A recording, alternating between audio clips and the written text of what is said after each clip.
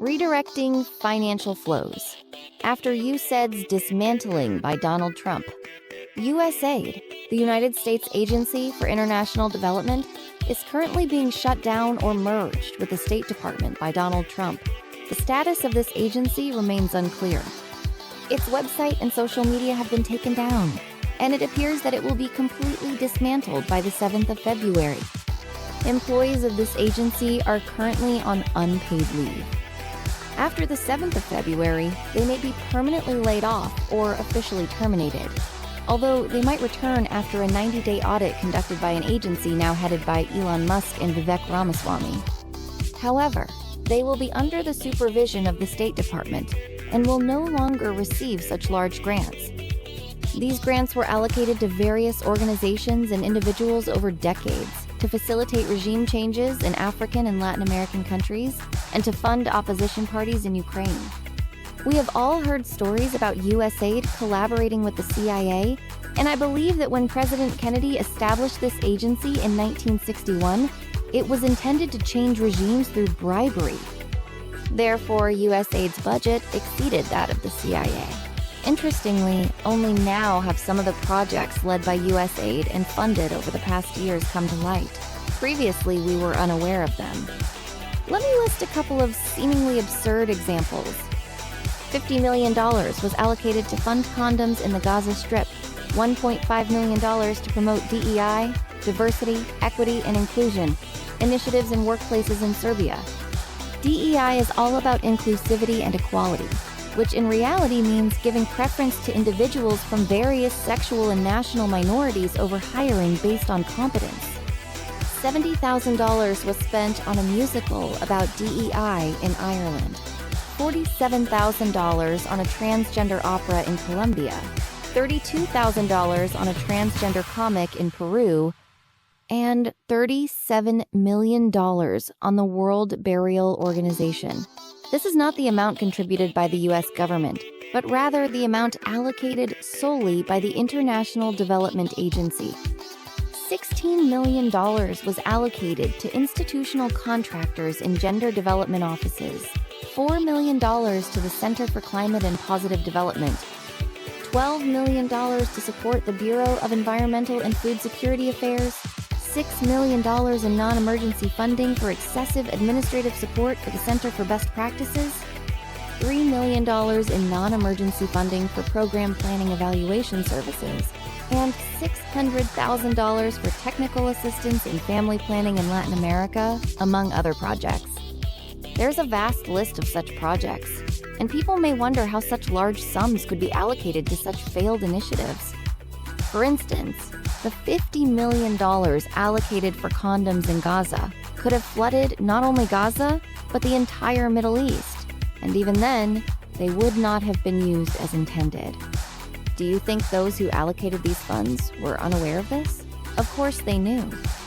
This is a way to allocate funds that will never reach the grant applicants, such as those who applied for the transgender opera grant. They might receive a few $1,000s, perhaps tens of thousands, to stage the opera, which is more than enough. The rest is siphoned off by those who manage the budget within the United States.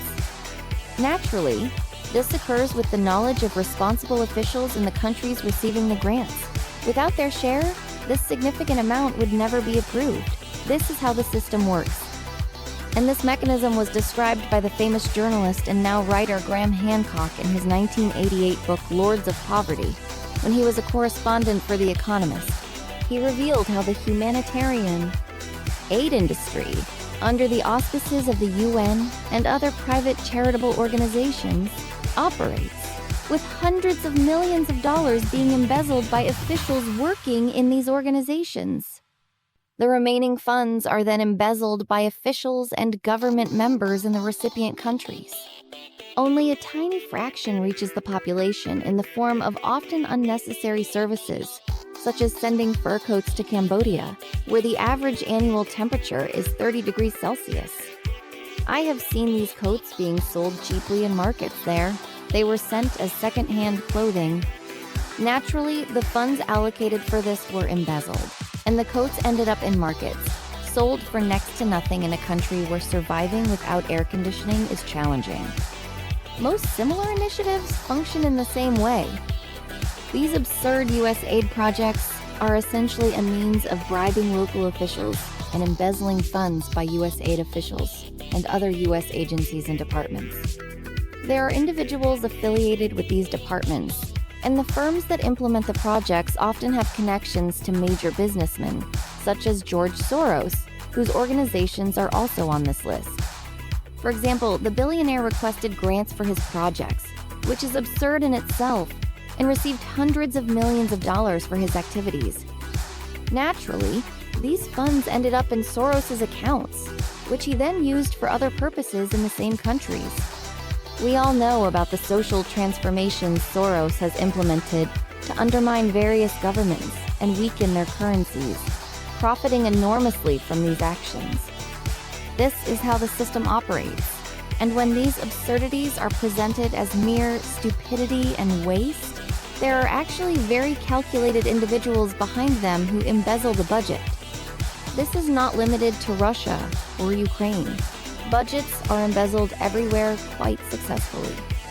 Another example is the recent statement by President Zelensky, who said that out of nearly $177 minus $178 billion in aid to Ukraine from the United States, only about $77 billion reached Ukraine, while more than $100 billion has disappeared.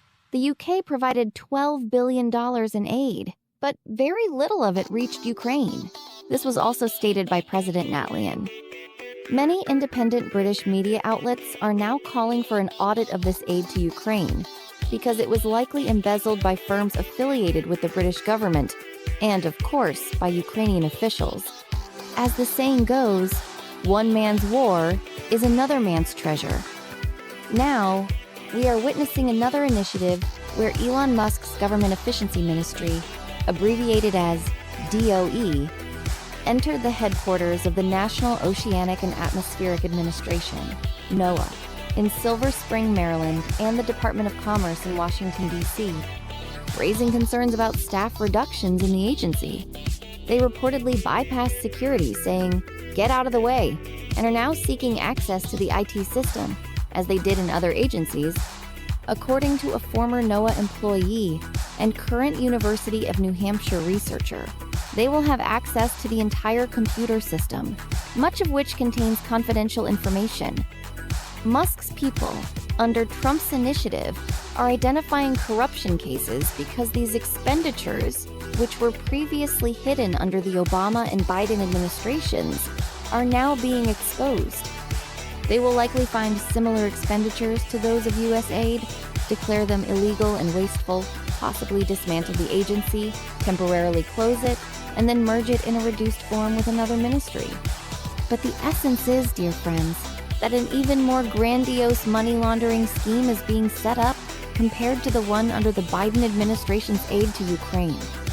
You have probably already heard Trump's shocking announcement today that he intends to annex Gaza and bring it under American control. This happened during a joint press conference with Israeli Prime Minister Netanyahu, who visited Washington. The U.S. President stated that he does not rule out sending troops to support the reconstruction of Gaza after the final relocation of displaced Palestinians outside the war-torn territory. Trump said he wants the United States to take control of the Gaza Strip and rebuild it after the Palestinians are relocated to other countries. Trump literally said, "We'll take control of the Gaza Strip, and we will work on it. We will own it, and we will be responsible for dismantling all dangerous, unexploded bombs and other weapons on site." Trump told journalists at the joint press conference with Netanyahu. Trump did not immediately provide details on how the U.S. would manage the area or what they would do with it.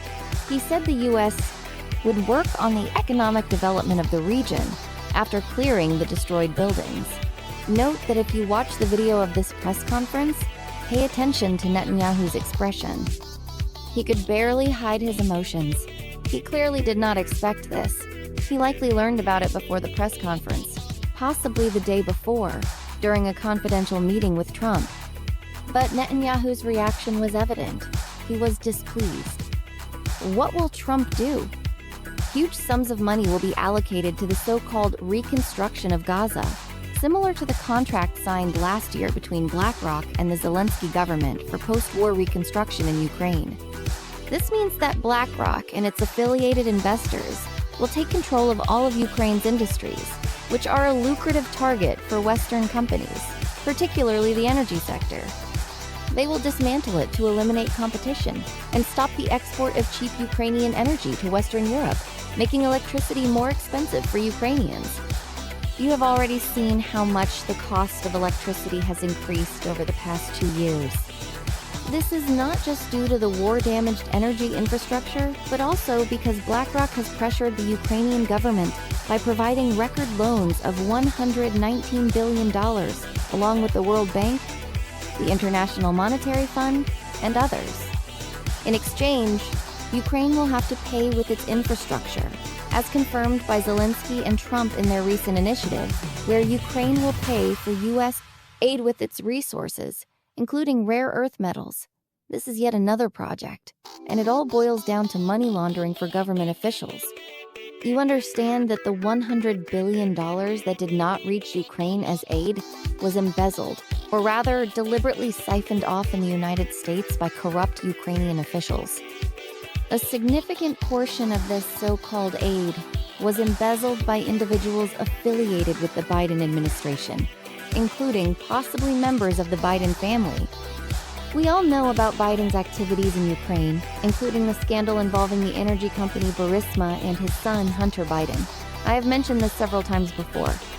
These are examples of massive budget embezzlement, and the funds that will now be saved from so-called waste in agencies like USAID, which Musk is currently auditing with Trump's approval, will be used for the grand reconstruction of Gaza, without its original population, who will likely be relocated elsewhere. We do not know where. Egypt is unlikely to take them, as I mentioned during a stream with a prominent commentator. They might be relocated to Jordan, and Trump, as a developer, will personally profit from this. All these schemes will likely be comparable to those carried out by the Democratic Party during the Biden administration. For example, last year, a pier was built in Gaza by American soldiers, costing around $236 million. The pier functioned for only 25 days, during which it was damaged several times by storms and washed away. It was then repaired and eventually dismantled. The $235 million spent on it was clearly not used for the pier itself. The actual cost, including labor and materials, would not have exceeded $5 minus $6 million. I doubt even that much was spent. The funds were embezzled by officials and the military brass in the U.S. Army, as well as those who approved the funding through Congress. You may recall the congressional hearing on the Army audit, where a senator displayed a bag of bolts that cost the U.S. Army $90,000. The bolts were worth a few $100s at most, but $90,000 was allocated for them. These sums are astronomical, but they are not due to stupidity. They are a means of embezzlement. If people find out, they will be outraged and say it is wasteful. But in reality, it is blatant theft, no different from other projects, but on a much larger scale. So, we can expect more grandiose projects from Musk and Trump, where both will profit, along with their affiliated companies. Musk, being a businessman, has a clear conflict of interest, as he heads a department that is auditing competitors and government agencies, redirecting funds to his own companies, and awarding them grants. This inherent conflict of interest is already evident. We will continue to observe this circus